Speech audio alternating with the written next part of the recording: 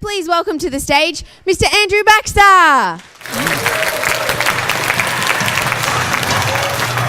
Thank you, darling. Thank you very much. Yeah. Good-o. How are we going, guys? How are you all? Good. Just sat at the back, just absorbing the energy. There's a bit of energy going on out there. This Team 6, are they pirates or what? Arr, absolutely. You could hear it. The angry pirates or happy ones.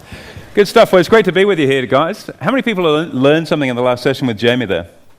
Awesome. That's terrific. It's such a powerful strategy. As someone that's been around markets now for about 16 years, it's one of the key strategies that I employ. It is a terrific way of generating cash flow. And cash flow is so important because if we think about life, everything we do requires cash flow.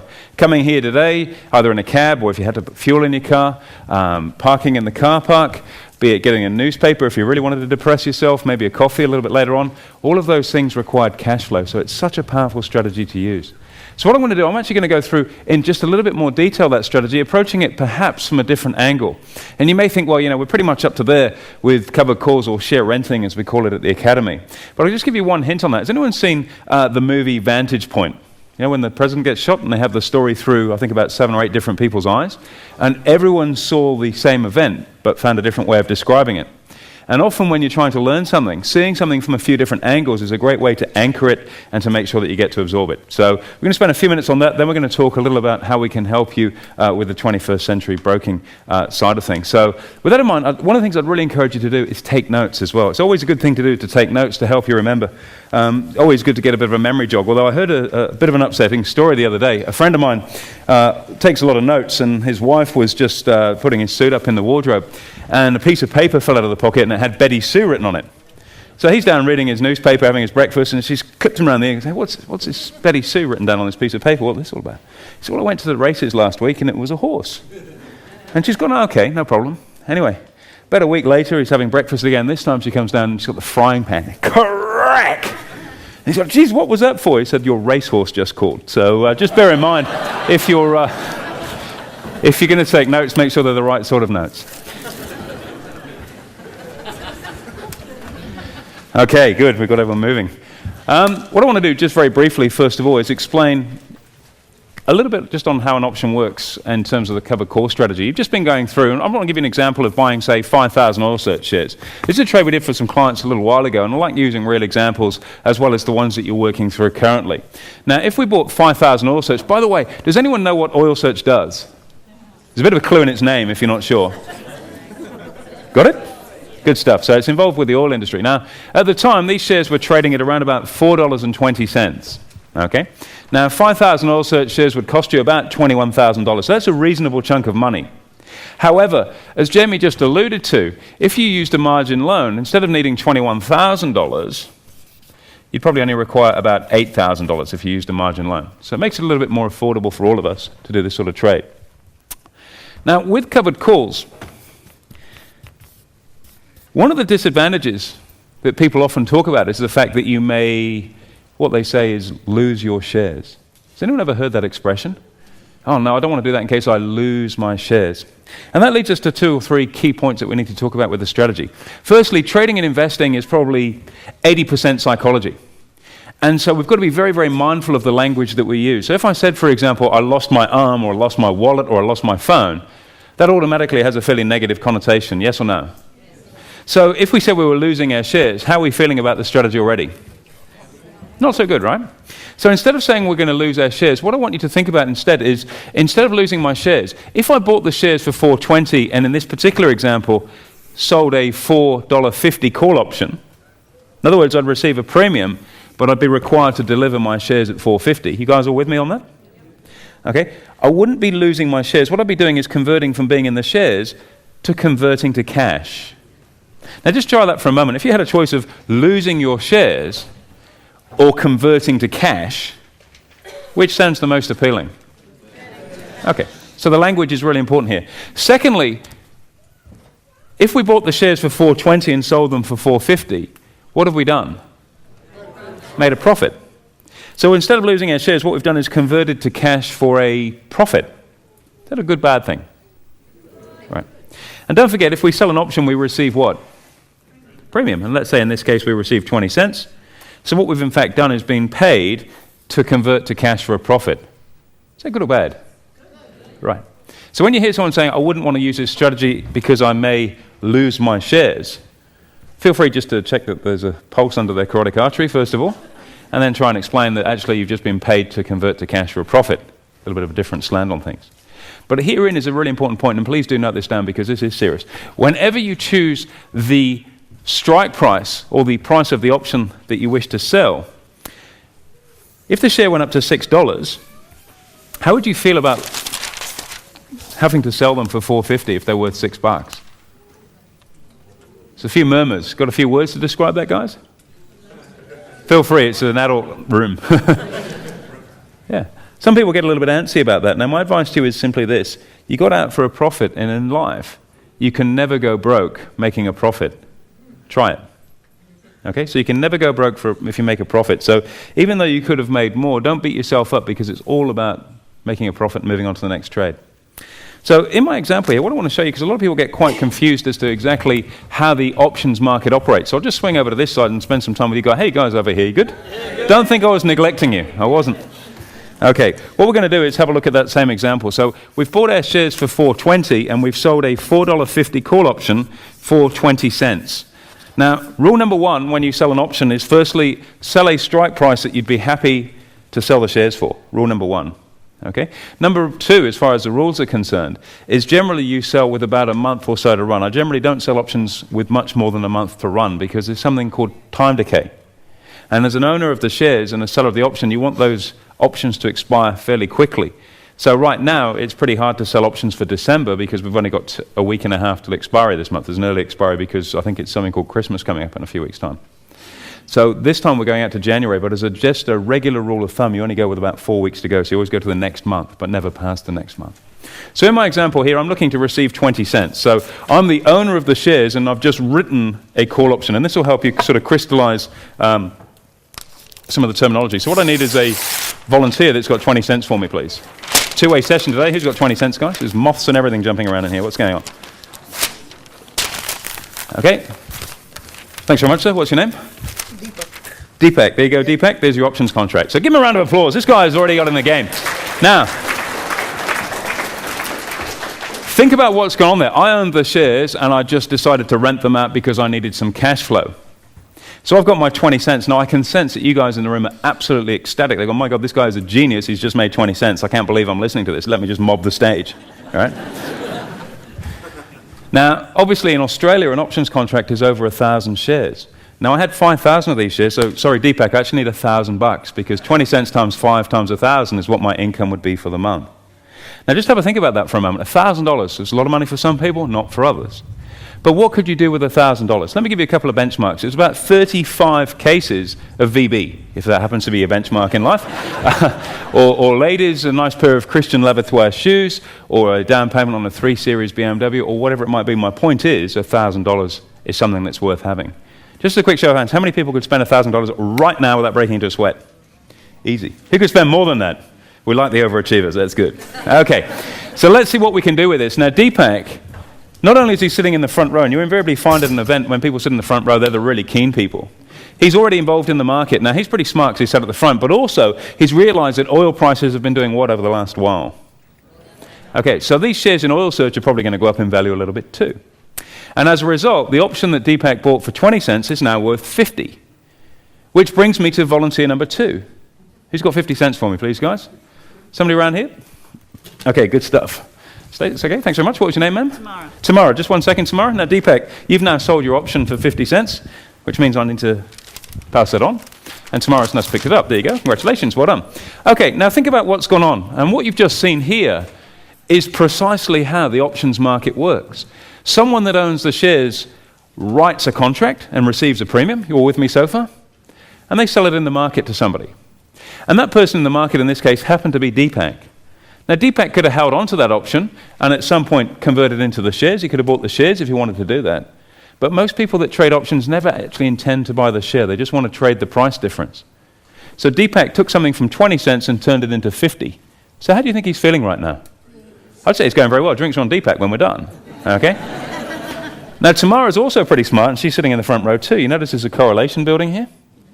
Now, she knows that Oil Search is a reasonable stock, is in the oil industry, and in fact, it's now worth about $6. Woohoo, indeed. We like that. Notice how emotional people get when they make money. Isn't it great? Now, so that option that you paid 50 cents for is now worth $1.50. How are you feeling? How are you guys feeling over here? Right. I don't know how you're feeling. Let's explore this for a moment. Guys, do you mind just hopping up on stage just for a moment? Deepak and Tamara, just come up over here. Bring the option with you because it's a very valuable piece of paper there. Now, here's a key message, and I know it seems like a crazy... Let's get to the middle of the stage. That's where the action's at. And you see all this crazy. He's got counters and everything. It's all good, isn't it? Look at that. Yeah, nice picture, that, isn't it? I like it. Okay, so let's just have a look at our example here. Firstly, as the owner of the shares and the person that rented them out, did I make some money? Yes or no? Yes. Okay, now Deepak traded the option for 20 cents and turned it into 50. So did he make money? Yes or no? Yes. Now Tamara bought the option for 50 cents, turned it into $1.50. Did she make money? Yes or no? Yes. So hands up if you made money. That's us, by the way. Okay, hands up if you didn't. Now there is a massive message. And please do take this message away because it's an incredibly powerful one. Markets are not a spectator sport. If you want to make money, you actually physically have to get involved. You can't sit there and hope. It's not the gift, oh, I hope I get $1 million landing in my lap. You actually physically have to get involved with the market. So if you're not making money out of the stock market right now, it's probably because you're not actually in it. Okay? Take an action step, as these guys did. Give them a round of applause because we love action takers. There we go. I'll pass that one over there. Thank you very much indeed. Thank you very much, guys. Well done. Now, notice in our example here, so we had someone that owned the shares, and then there was someone that was walking that options contract through the market, doing the buying and selling, and that's what a stockbroker does. So basically, that's what we do all day, every day. Now, we don't physically walk around and do that because these days everything is electronic, but I wanted to show you how simple and how logical this process is. And it's amazing when you start to demystify something that you actually feel far more comfortable about doing it, and if you feel more comfortable, you probably will end up doing it. How many people from what they've seen today would now be open-minded to trading covered calls? Okay, good stuff. And just out of interest, is anyone sort of on the margin at the moment, they're still not decided on the strategy? Because the key thing here is this thing could be pretty time-consuming. Who's busy in the room? Who's got 25 hours in the day? I mean, come on, we all fill a day in with stuff, don't we?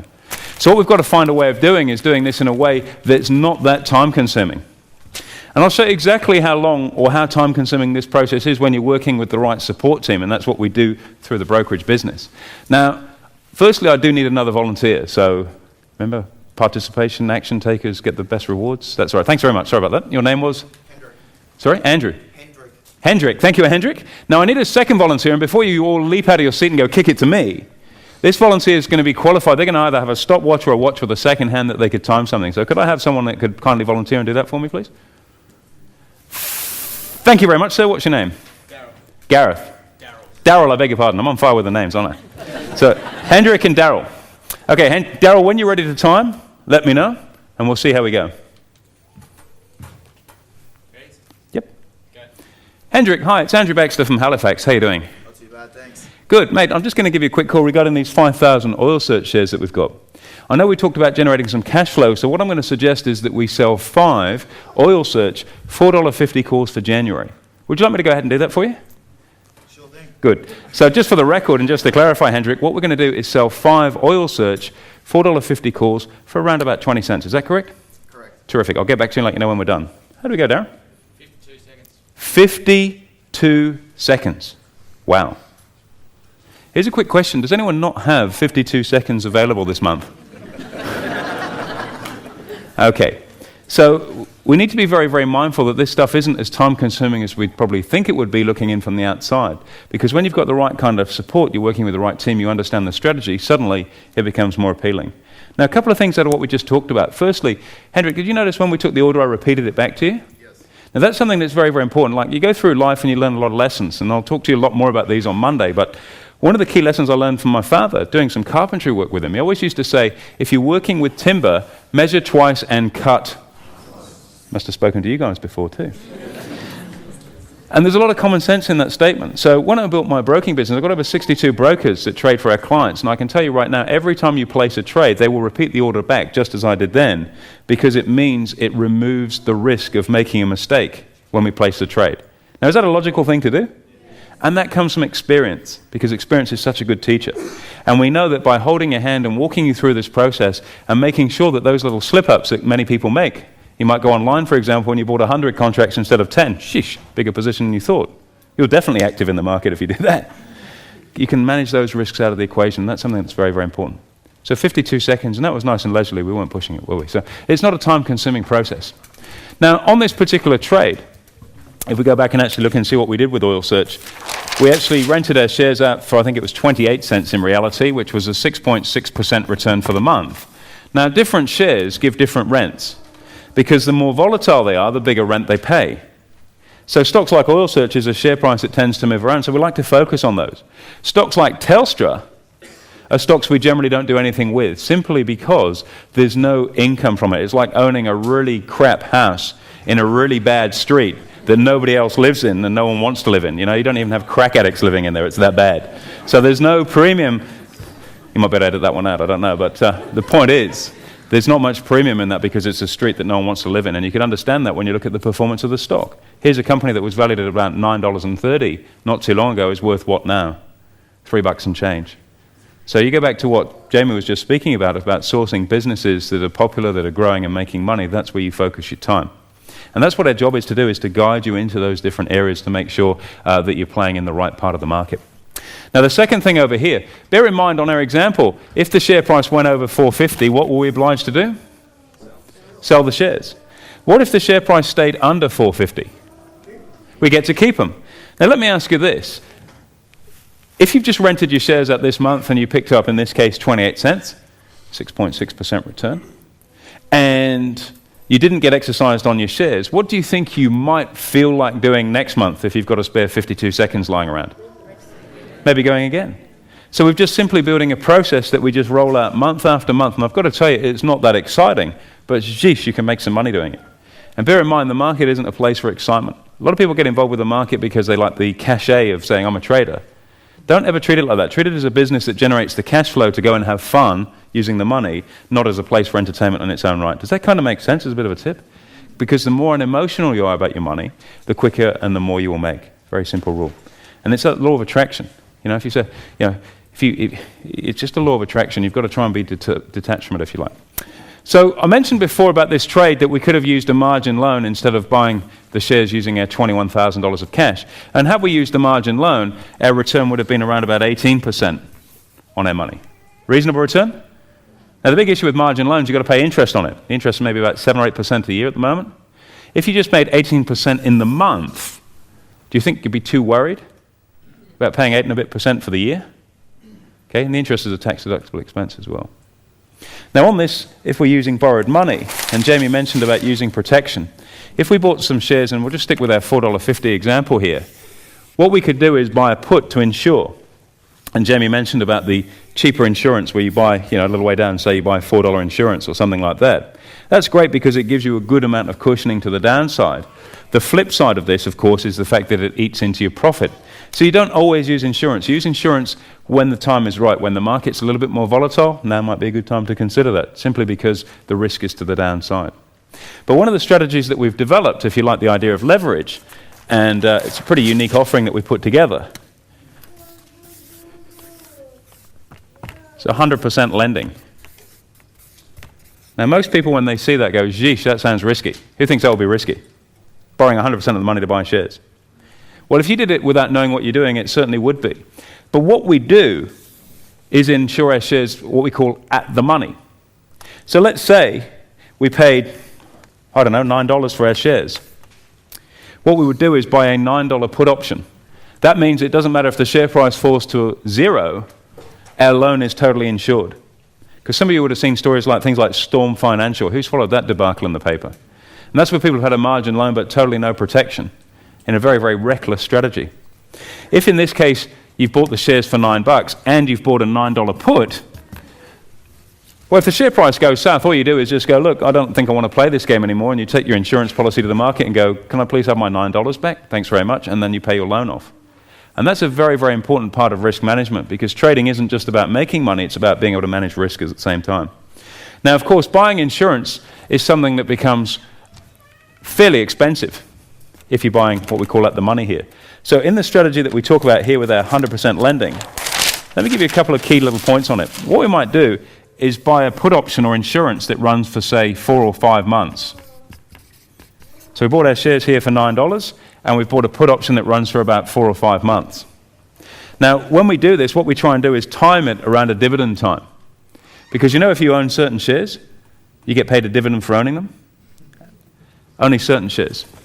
So what we might say is, look, we're holding these shares, and generally before a dividend, the share price moves up a little bit. We collect the dividend. And what's the dividend on most shares at the moment? Well, on a good yielding stock, it's probably about 3%. That money will go some way to covering our cost of insurance. That's step number 1. Step number 2, every month we're going to sell a call option.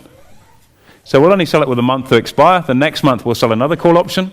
The next month we'll sell another call option, and so on and so forth, on the basis of which it will cover our insurance cost.